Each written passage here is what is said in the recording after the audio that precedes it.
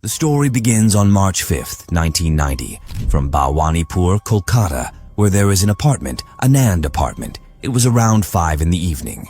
Yashomati Parikh, who had gone to a temple, was returning home from there. She took the lift to go into the house, as her apartment was on the 3rd floor. When she reaches outside her house, she knocks on the door, but no one comes from inside to open it. Yashomati Parikh keeps knocking on the door again and again, but there was no response from inside. But still, she knocked loudly for 2 to 4 minutes, but still there was no response from inside.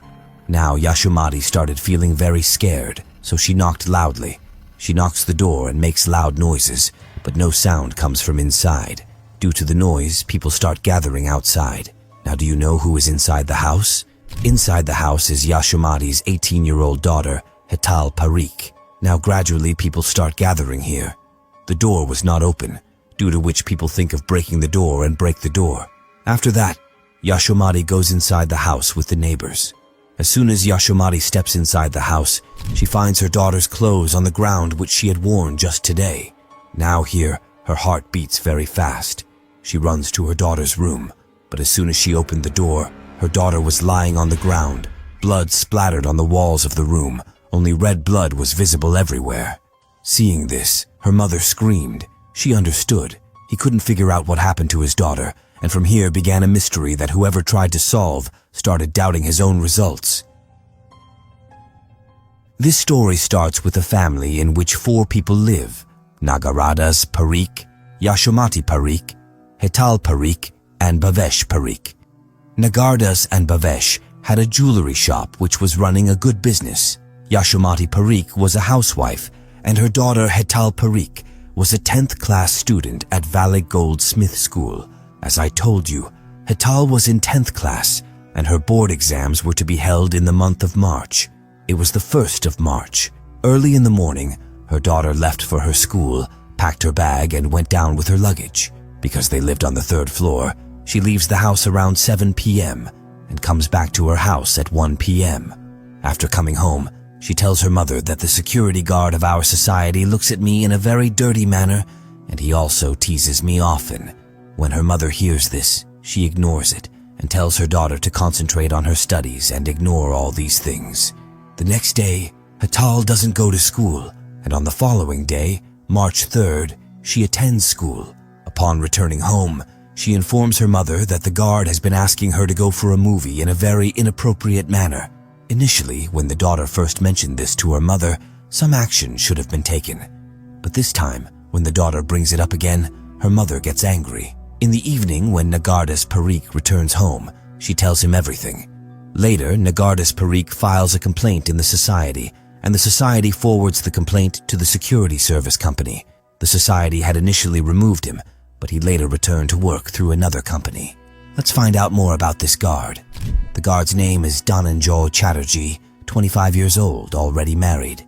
He doesn't talk much with anyone in the society. Now, on March 4th, the security service company tells Dhananjay, "You will go to some other apartment and give duty. Now you will not come to Anand's apartment because a complaint was made against him." Now the day of March 5th comes. The date, remember. Dhananjay was supposed to go for work in some other apartment, but he does not go there for duty. He comes back to Anand apartment. Early in the morning, Nagaradas leaves for his shop, and he also sees Dhananjay. But a strange incident happens here. We will tell you further what happened. Now, Hetal had an exam that day. Hetal also leaves her house early in the morning and has to come back by around 1:30. Now, Dhananjay's duty was from 6 o'clock in the morning to 2 o'clock in the afternoon. Although he was not going to come here to do duty, still it was not known why he came. Dhananjay's duty was to end at 2 o'clock in the afternoon, but it was already 4 o'clock in the evening. Dhananjay was still standing there, although the second shift guard had also arrived. But Dhananjay was still in this society. Dhananjay did his guard duty. He was still wearing his clothes. Dhananjay went to the room given to the guards to sit and took out his clothes from his bag and changed. Now he wore gray-colored pants and a cream-colored shirt, and he stood in the society till 5 o'clock. Now it was 5:20 here. Yashomati Parikh goes to the temple at this time as usual. At 5:25, Dhananjay leaves to go to the 3rd floor. Another guard's voice comes from behind, and he asks him where he is going. Dhananjay tells that I have to go upstairs and make a call, and I have to talk to my agency people. I have to tell them that I'm going to go to a new place for duty soon, and there is some problem. I have to talk about it. At that time, not everyone had mobile phones and very few houses had telephones, so to make a phone call, Dhananjay had to go to the 3rd floor. Dhananjay goes to the 3rd floor, but then within 2-4 minutes, a man comes down to the ground floor and asks the night shift guard whether a new guard had come here today in the morning shift. Then the other guard from the front says, No, today only Dhananjay came on duty. Actually, this man had come from the security agency to see whether the new guard had come here or not, and where Dhananjay had gone for duty. But when he came to know that Dhananjay came here today to do duty even though he was refused, so he is surprised. Later he says, Dhananjay must have gone home, but the night shift guard says, No, he was here. He has gone to the 3rd floor for some work. So here the manager gets more surprised. He says, Call him. Now the night shift guy calls loudly, calling Dhananjay in the name of Dhananjay. Come down, Dhananjay, hears the voice and says, Yes, I am coming. Within about 5 minutes, Dhananjay comes down.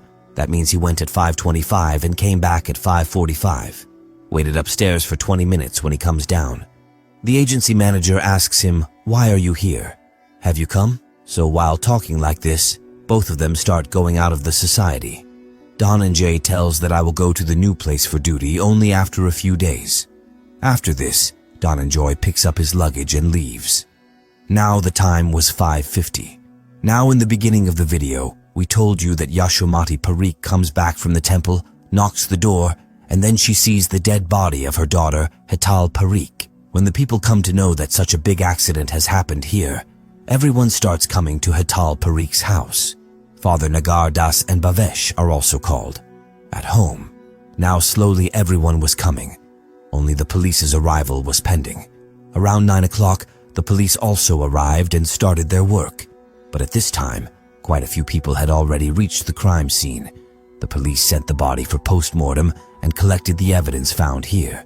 Now, under the name of evidence, they find a button from a shirt, which was a cream-colored shirt, along with 2 or 3 other normal items. On March 6th, the next day, the story begins here.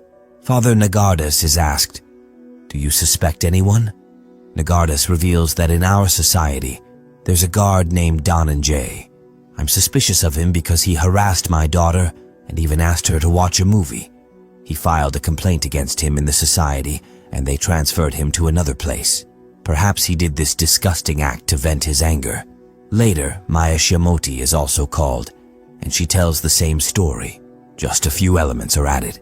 The story was that Dhananjay used to harass their daughter. Yashomati says that a watch was also stolen from our house, probably yesterday, and along with it, she mentioned that the liftman saw Dhananjay Chatterjee going towards our house upstairs. Now the police summons the liftman. The liftman says, Around 5:45, I saw Dhananjay Chatterjee going downstairs, but when he must have come upstairs, maybe I was in the bathroom at that time.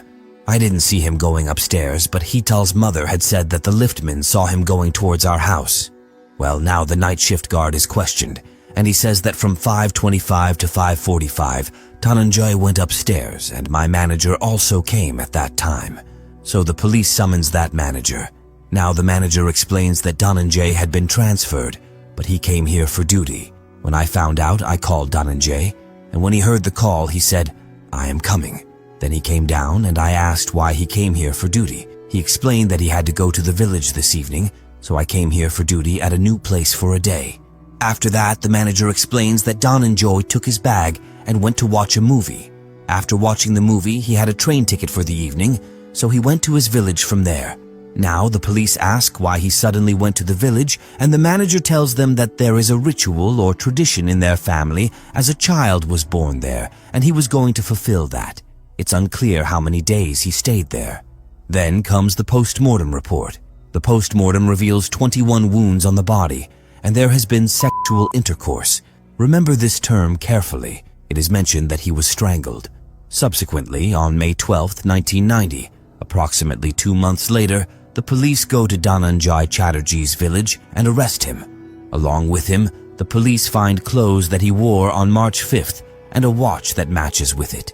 Now let's find out what happened according to the police on March 5th. According to them, Yashomati goes to Yashomati Park at 5:20 and Dhananjay goes to the temple at 5:25. On the third floor, there was no lift man through the elevator. He had gone to the bathroom. When Dhananjay goes afterward, perhaps the door in Hetal's room would be open, because if the door wasn't open, why would Hetal open the door upon seeing Dhananjay? After that, he goes inside, commits rape first, then strangles her, and later attacks with a knife. Now he comes out of the house. After that, when his manager came, he scolded him from below. Dhananjay, standing there, had said, "I'll be there in a hurry." Then he must have come down. After that, at 5:50, Yashomati Parekh would have returned, meaning Dhananjay had 20 minutes in total. But between all this, there are puzzles that you'll find out now. So far, everyone who knew the story was against Dhananjay, and all evidence was pointing against him. You also consider Dhananjay the murderer. Absolutely correct. Keeping all these things in mind, the case against Dhananjay begins. See, it is shown here that Dhananjay had a motive to kill Hetal, and he found the button of the yellow shirt from Hetal's room, which he was wearing at that time. Behind this, there is another story. Later, a watch stolen from Hetal's house was found with Dhananjay. They also tell a very big story behind it. With this, one thing I didn't tell you. On March 5th, when the police first entered Hetal's house, they found a cream-colored shirt button there, along with a chain. When the police asked, "Whose chain is this?" Yashomati said, "It's not ours, but the person who cleans here says it's mine." After that, she says that I had gifted this chain to Dhananjay. Now, in front of the police, there is a chain that has fallen from Dhananjay. Dhananjay also picked up a watch which he had recovered and also found a button from Hetal's shirt. Because of this, Dhananjay receives the death penalty for the first time here. He had 3 charges: murder, rape, and theft. Dhananjay goes to the High Court where the same sentence is maintained. After the High Court, there is also a sentence in the Supreme Court. After that, a mercy petition is filed in front of the President of India, but it is rejected. In other words, now Dhananjay's hanging was fixed, and it took 14 years to do all this. Now you might think, so the decision has come. Why are we sitting here? Wait a moment. Be patient. Well, on August 15th, 2004, Dhananjay was supposed to be hanged, and the name of the executioner who was to hang him was Nata Malik. The police officer takes Dhananjay with him. Early in the morning, Dhananjay was to be hanged. As Dhananjay was going with them, he asked the officer, "Sir, when I die, will the police find the real killer or will the case end here?" The police officer had no answer to this. Dhananjay asked the same question to Nata Malik. "Please, the real killer who did all this should be punished. Here everything happens, and Dhananjay is hanged. When Dhananjay's family is informed, they refuse to take his body. Later, the police themselves perform his last rites. Nata Malik mentioned that when I gave the death sentence to Dhananjay, for many days, he appeared in my dreams at night, kneeling at my feet, saying, 'Don't kill me. I haven't done anything.' The impact of this entire case also affected his life, and this was his last hanging. After that, he starts selling worship items near a temple. Now everything has happened. Dhananjay is no longer in this world. But the real twist in the story comes now. Pay attention to everything. At 5:20, Yashomati goes to the temple. That's fine. At 5:25, Dhananjay goes upstairs. The lift man wasn't there before, and he mentioned this. Going to court, the lift man said he saw Dhananjay going upstairs. Let's assume he saw it. After that, Dhananjay goes to Hetal's house. Hetal's door was usually closed, so why was it open that day? If it wasn't open, how did Dhananjay go inside? Surely Hetal must have opened the door. But when Hetal knew that Dhananjay was outside because he could be seen through the door, why did she open it while he used to harass her and she was alone at that time? Why did she open the door? Let's assume that the door was either already open or left open, and then Dhananjay entered. All right, there Dhananjay did everything I told you. After that, how did Dhananjay come out? Because when he went from inside to outside, who closed the door from the inside? When Yashomati returned to the temple, she bolted the door because it was closed from the inside. So how did this happen? This is a big question. There are many questions ahead as well. Also, remember that Dhananjay stole and took the clock in 20 minutes without touching any other household items.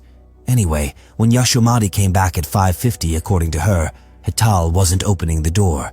She knocked a lot, called people around, but why didn't she try calling on the phone inside the house before pushing the door? It could also be that Hetal fell asleep, having taken an exam. Who knows if she fell asleep? But she didn't think about calling even once, just pushed the door directly. Now the question here is also why, if Dhananjay stole the watch, did he keep it with him for 2 months? He knew he would eventually be caught, and the only evidence he had was the watch, along with another piece of evidence, the button from the shirt that had fallen off. The forensic team never found themselves in a situation where they were sure that yes, this button belonged to Dhananjay's shirt, meaning it wasn't a solid piece of evidence. Anyway, when everyone gathered at Hetal's house at 6 o'clock, why didn't he inform the police at that time? Because when the police were informed, it was already 9 o'clock at night. At that time, the entire neighborhood was gathered in that house, and his mother was holding Hetal in her arms. Carrying Hetal in her arms, she took her to the elevator, where the doctor arrived and pronounced Hetal dead. Now, why didn't they inform the police at that time is also a big question. Now, let's turn to the story of the watch. Look at the watch that Dhananjay received from the shop, where the Parikh family had bought it. The shopkeeper then said that the watch is the same, but its serial number is not the one we sold to the Parikh family. In other words, the watch model is the same, but the watch Hetal's family bought was different because its serial number was unique. The serial number of this watch is different. Now here, another strange thing was that when this case was ongoing, Hetal's mother Yashomati left her entire home and went to Mumbai within a week, and within 6 months, the whole family, whose business was doing well, also left everything and went to Mumbai. From above, their son Bhavesh had 12 8th grade exams. He thought it right to leave him and go to Mumbai. Why, you may wonder. If Dhananjay didn't do all this, then who is the real killer? Here comes another angle. Maybe his mother killed her own daughter. Now you might think, how could that be? And you might say that if there is mention of sexual intercourse in the post-mortem report, how could it have happened? So let me tell you one thing, that in the post-mortem report, there is no mention of anywhere. Most of the things that are visible might suggest that sexual intercourse could have been consensual and semen found on Hetal's body, with no DNA test conducted. Well, this is all theoretical, but now in your perspective, who do you think is the antagonist of this entire story? Ultimately, who took the life of that poor girl with so many dreams? Perhaps she didn't know what she wanted to do in life. It's possible that Dhananjay killed her, but it's also possible that an innocent person had to sleep the eternal sleep today. What's your opinion about this society's influence on it? Let me know in the comment section. Also, how did you find the video? Share your thoughts.